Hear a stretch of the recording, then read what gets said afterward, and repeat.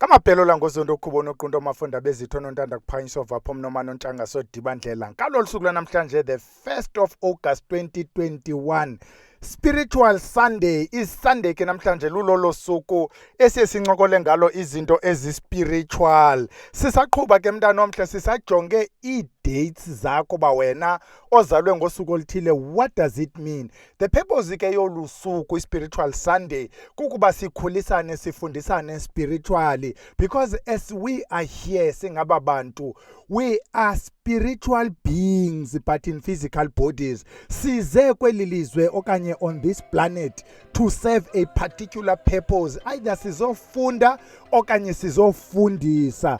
Nanku umzekelo siye siwenze sithi nanku umntana useklasini, lo mntana uyazifundela naye ungumntana, kodwa uphele ngoku ecacisela lo osecala kwakhe ongamvanga ukuba uthini utitshala okanye umiss. Atsho lo mntana usecaleni eve kakuhle xa ecaciselwa ngulo, because lona ubekwe ecaleni kwalona by nature to teach this other one.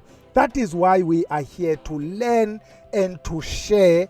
In the process siyakhula ke nathi kwenzela uba xa sesiwushiya lo mhlaba siye kwiklasi elandelayo engasentla. Kuthiwa ke ngabantu abazilandelayo ezi zinto, ukuba you did not pass kulena iklasi mntana omhle, uzawuthi noba ubhubhile you'll come back, uzawubuya because awupasanga, kufuneka upase. Abantu abazilandelayo ke ezi zinto, they are also able to tell you how old a soul are you. But when you are an old soul, noko kudala umane ujikeleza umane usiza. Noko I think xa ndikujongile yi last round yakho le eyona nto ke that determines ukuba how old a soul are you. Abantu xa bekujonga bekufaka kweza charts beku-analyze and so on, they look at your contribution to humanity. Uyayibona ithi ke lento xa ichazwayo, what we are here to do is not to serve ourselves but to serve humanity, because ukuba wena ubuseva wena, when you die with a service to yourself. Kodwa ukuba ubuseva humanity, when you die, so many of us have benefited from ubulapha bakho. When you talk about the likes of Steve Biko, abantu who served humanity and then they were prepared to even die for it. But bakhona abantu who serve humanity without being politicians, musicians, athletes, business people, those kind of people abenze a contribution esishiye sisithi wow, scientists and so on. Namhlanje ke sithi sisaqhuba ngazo i-birth dates, ukuthi ithini eyakho i-date. Singayidwabanga ke asizutsho noba subscriber, because kufuneka usubscribile. Injalo mntana omhle, subscriber. Masingene kuyo ke mntana ebhele sitsho namhlanje sizawuthatha abantu abazalwe nge-1st ukuyotsho nge-5th. Remember last time sithe 24 to 27, but we just felt uba is more appropriate now that kuqala inyanga i-1st, masesiqala ngayo i-1st sinyuke siyophela nge-23rd. Naba ke abazalwe nge-1st, apha ke masiyigxininise into ethi wena mntu othuzelwe ngosuku oluthile, this is what is expected ukuthi ibe zi-properties, zi-characteristics zomntu ozelwe ngolwasuku, because it's been studied and numbers don't lie. This number in nature, whether it refers to you as a person, animal, plant, i-properties are the same. Nantsi enye into, ukuba wena njengoba sithetha nge-1st, wena uzalwe ngentontoni 1, phithi 31st, i-11, i-21st, you have 1 in your birth date, because izawuthi ukuba uzalwe nge-21st izawuba ngu-2 plus 1, then you'll have nee-properties ka-2 nee-properties zika-1. This case is repeating. Ukuba wena ngwe-2nd sithetha nge-20 ntontoni, now you'll also find ukuthi nam ndikhona kulo 2, because nawe unaye u-2. Ubuzalwe nge-32nd, yabona abantu abazalwe nge-32 banaye u-2 nala 3, so bazawuthi 3 plus 2 babona uba hayi ndiyafita nam namntu wange-32. Masingene kuyo ke sithi abantu abazelwe nge-1st, what do we know about them? Abantu bale date kuthiwa they are self-starters. Ngabantu abakwazi uyiqala into mntana omhle, ngabantu abakwazi uqala indlela entsha. Sangeyahanjwa le ndlela, uzombona eyiqala le ndlela, kuthiwa zii-pathfinders ke abo bantu very innovative, ngabantu aba-creative, because to be a self-starter you need to be creative, because funeka umane uyijonge uba nokayilungi ngohlobo mandiyizame ngohlobo. That is being creative.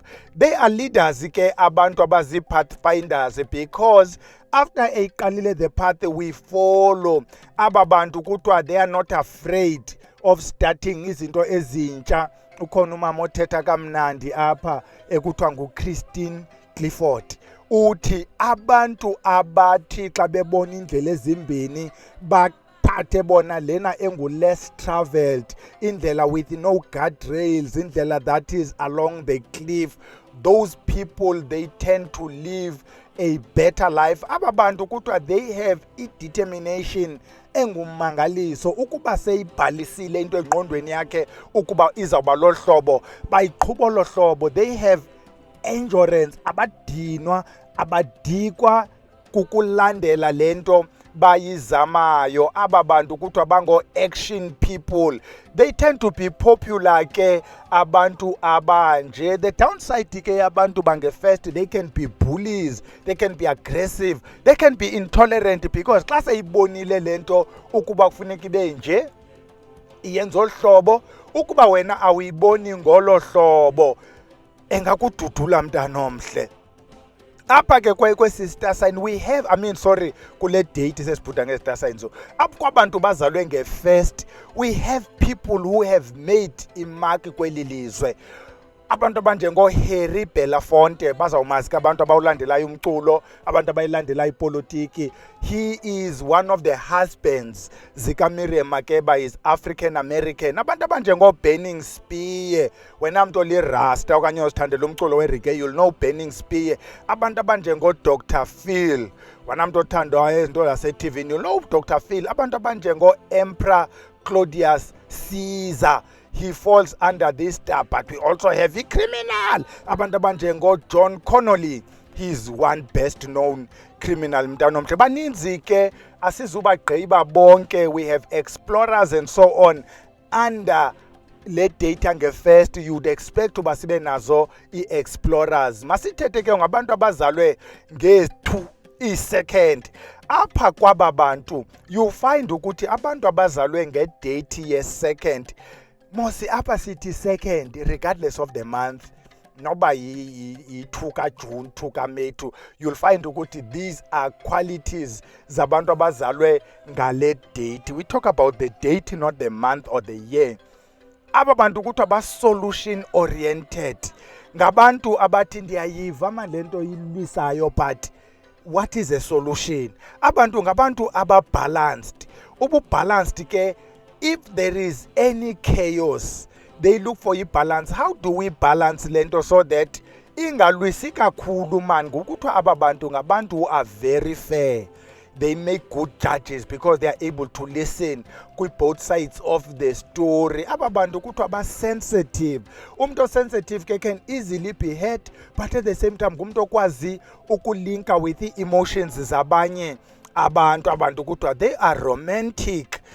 Ingandiyangena ke kule indawo ka-romantic. Aba bantu kuthiwa they are easily hurt. U-easily hurt ke kubantu bange-second can be easily hurt by someone whom they think ukuthi no, lo mntu ndlela indlala, lo mntu lona is messing up my feelings, lo mntu lona is being insensitive. Remember bona ba-sensitive. Aba bantu aba bayayi-understand imeko yomntu. Now in the process of understanding imeko zenu, xa sehleli yedwa, because we're trying to understand you, xa sehleli yedwa qonda uba kodwa phayana noko ndigezelekile. Aba bantu aba nabo are very creative. Bayayibona indlela ebhetere yokwenza izinto, non-violent. Abayithandi lento kuthiwa ludlame. Abantu abanuthu okanye abantu abazalwe nge-second. Kuthiwa ke banabo nobutyutyusi, abawuthandi umsebenzi ongu-hard labor, bathanda umsebenzi ongu-mental. You see, the boardroom type of work. thinking about solutions, izinto mama sizithini njani, as compared to laa ndoda yepeki eyokomba amatye abalungi ke kuleyo lift isamente. Ingandiyangena nam kuleyo butyutyusi. Baphinde aba bantu kuthiwa ba-very imaginative. They imagine ukuthi okay, how else can this be done? They are very intelligent. Apha ke we've got abantu abanjengoCuba Gooding, this American actor, abantu abaninzi bazawumazi. Kwakuyo le date we have the likes of Mahatma Gandhi. Uyayibona mosila ndoda kwakuthiwa nguMahatma Gandhi, naye ukhona kuyo le ndawo sikuyo apha. Kuphinde kwalapha, nazi into zam zimosheka, ndithi ndilungisa le kubaleka enye mntanomhle ngokuyandiphazamisa.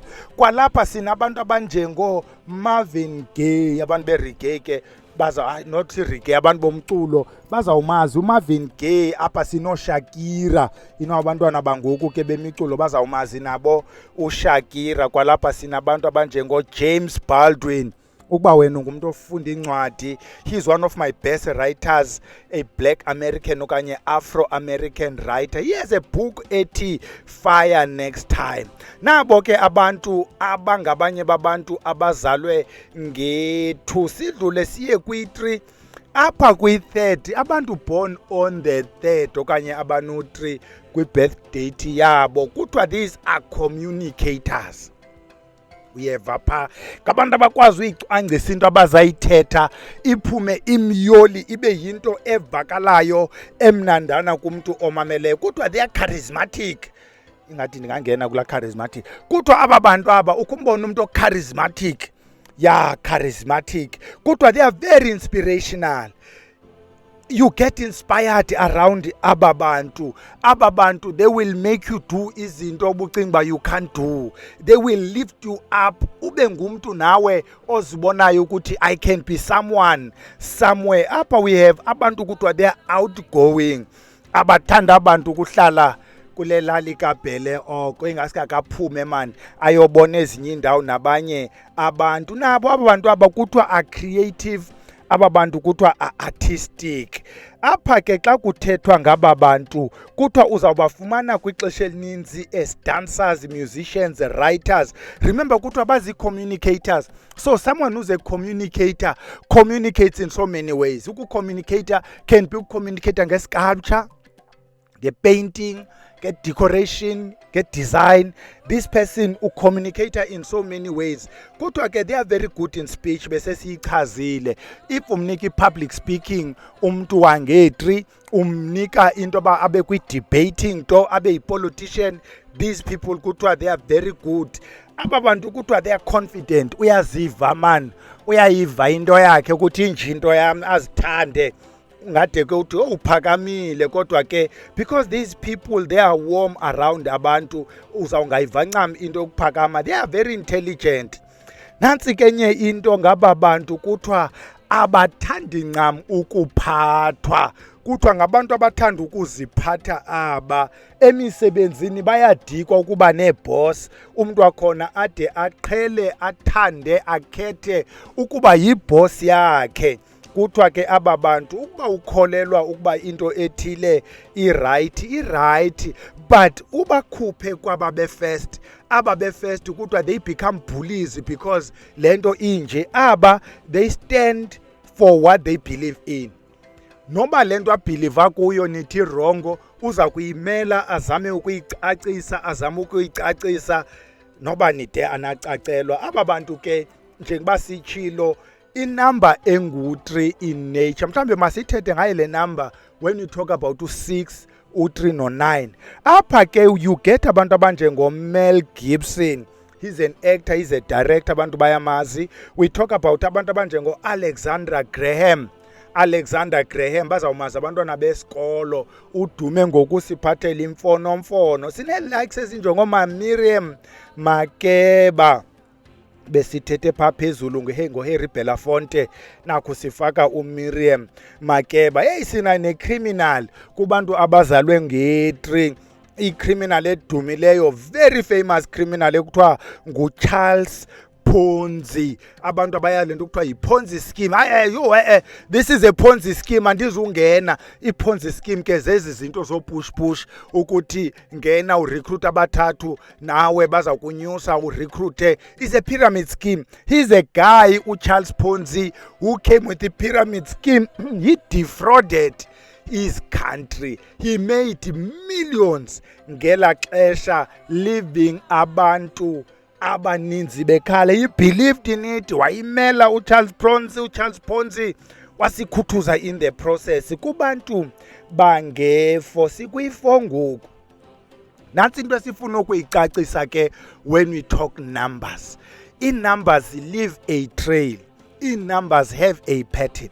Ukuba besithetha nge-second, sithethe nge-4th, 6, 8, njalo njalo. Kwi-4 unethu umntana omhle.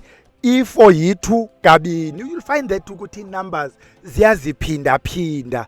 I-numbers you find ubusimila esisiqhuba. Abantu abazalwe nge-4, you'd expect ukuthi some of the properties zethu zibe khona, but kwi-higher grade. Apha ababantu, they love harmony.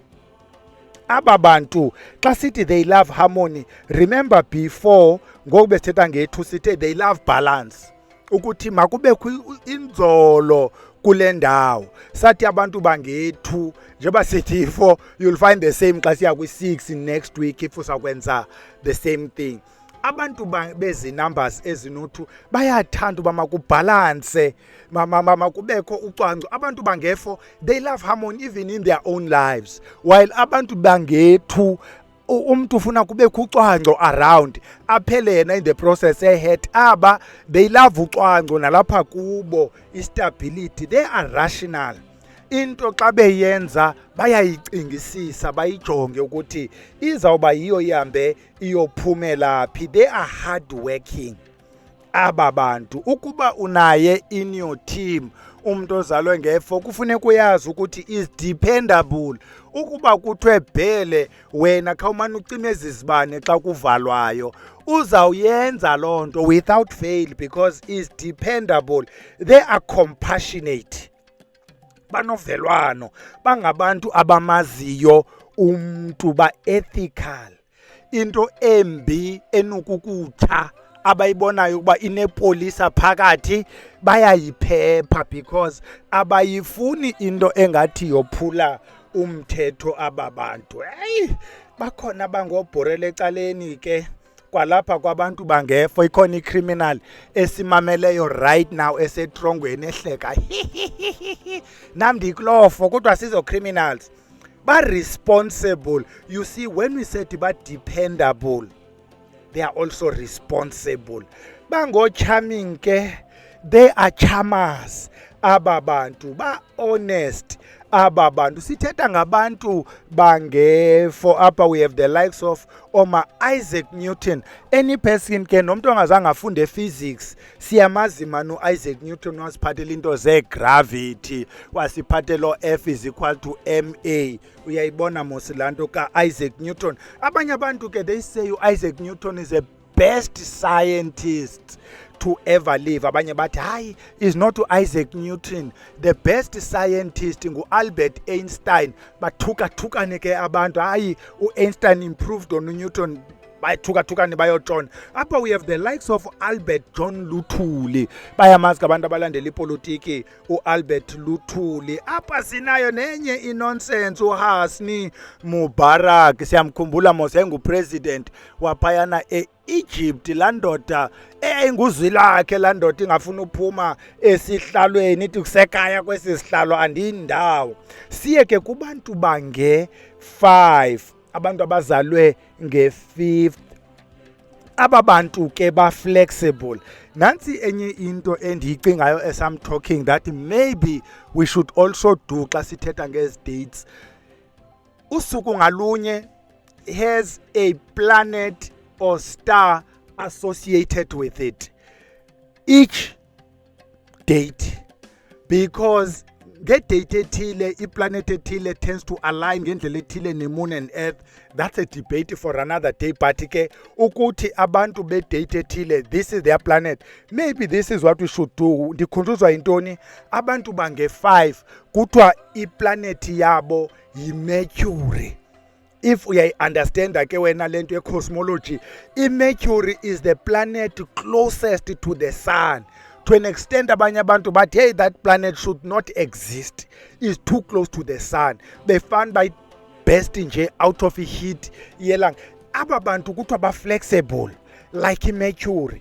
Aba bantu kuthiwa they cope under stress like iMercury. You know, scientists recently discovered ukuthi there's water kwiMercury. You know, must see planets is near poles in north and south. They found ukuthi kwi North Pole, I may be wrong about the pole whether it's north or south, but I think in north ukuthi they found water. Now they're investigating. Kukho a probe that left, I think last year, late last year, if I'm not mistaken, or beginning of this year. Ephumileyo close to the sun is the probe that would be closest to the sun as a scientist has ever pushed a probe. Kanye would have ever pushed a probe. So they want to see the properties zelanga, and one thing they want to check, which is confusing in science, ukuthi i-corona as uphuma elangeni, ubhekela elangeni, the field around ilanga is hotter than the sun itself. They want to check ukuthi why. Apha sithetha ngeMercury ukuthi Mercury is too close to even that corona, but is flexible, is coping under stress. Aba bantu bazalwe ngayo lemini kuthiwa nabo are very intelligent. Aba bantu kuthiwa they easily get bored. Ukuba lo mntwana wabantu umenzisa umsebenzi ukuthi jonga ke phele wena uzawuma kule kona xa kumane kugqitha elibhakethi uzawumane ugalityiwe. Xa ugqitha, it's all you'll do wena every day while usaphangela kule ndawo. They get bored because umsebenzi o repetitive awuba challenge, awubancedisi, abawufuni. Aba bantu kuthiwa they have morals nabo. Bayayibona into enukukutsha and bathi andizuyenza ke lena into. Kuthiwa they love excitement. Oh, ayafuna ukuyoba excited ngabo aba bantu baso bayo le date. Kuthiwa they are spiritual. Nansi ke into bantwana bahle, kukhona umehluko phakathi kokuba spiritual nokuba religious. Nansi ke mistake esiyenzayo, if ebantwini uthi religious, they think Christianity ukuthi religion bubuKristu. Ewe thina singaba bantu bamnyama, i-percentage yethu enkulu, the only religion we got exposed to bubuKristu, and we abandoned everything ngenxa yobuKristu. You see, ukuba bekusithiwa we were colonized by the Arabs, ngesingama Muslim, so the only religion engesiyazi ngebubu Muslim. Uba we were colonized by the Jews, ngesingama Juda, ngesingabantu ababeliever kwi-Judaism. Uba besi colonized elsewhere, there are many religions in the world. Maybe we would talk one day, or we should talk about the difference between a religion and spirituality. If we do that, we do justice to it. Sikuxelele ngazo zonke i-common religions in the world. What makes le religion? What makes le religion? So that uzoyazi ukuthi yintoni eyohlula i-Baha'i faith kubuKristu, kubuMuslim, kwi-Judaism, kwi-Confucianism, and so on and so forth. Sitsho ukuthi what is this spirituality? How does it link? Mhlawumbi by show of hands masibone bangaphi abathi makhe siphathe lencoko ye religion and spirituality. What makes umuntu spiritual? What makes umuntu religious? Masibone by show of hand. Uzawubhala wena me. Ukuba ommi mhlambi bapha ko-20 sizawuthi hayi ke abantu bayayifuna lento bakhe siyiphathe size nayo ngaphambili. Sithi abantu bange-5 they are spiritual. One thing esizayi-emphasize ukuthi abantu aba-spiritual, they embrace humanity, they embrace nature. Abantu aba-spiritual, they feel connected to nature, they feel connected to humanity. That is why uzawufumanisa ubana they cope with i-personalities zabantu because bayam-understand uba ubhele naligeza and unje ubhele nantsi indlela yokudilishana nalo eligeza. Hayi yabona lo yibhuli, le bhuli ke kufuneka udilishana naye ngohlobo so that you don't hurt le bhuli but you don't get hurt by le bhuli. Ngobani ke abakhoyo apha abadumileyo apha? We get abantu abanjengo-Walt Disney. There's a lot ke sinoyithetha ngo-Walt Disney, one of the billionaires ase-America who gave us i-Disney. Wena mntu obukela movie, particularly cartoons, you will know Walt Disney is a fellow who moved from nothing to millions, who lost everything at a particular point but pushed and got back. Apha sinabantu abanjengo-Neil deGrasse Tyson. He's a cosmologist, he's an American. Uba uyamlandela uNational Geographic, you would know the fellow. He's a pathfinder. Apha sinabantu abanjengo-Olusegun Obasanjo, abanye bambiza kamnandi ke ndimbiza Obasanjo. He's a former president yase-Nigeria when we had uThabo Mbeki kweli lizwe coming with into njengoma-African Renaissance. This is one of the guys he was working with, pushing together ezinto ze-African peer review mechanism ukuthi ii-leaders zase-Afrika mazikwazi ukunqandana ukuthi hayi noko tata noko ngoku hayi uyayibaxa. Apha we have the likes of Brian Tracy. He's one of my favorite motivational speakers and authors.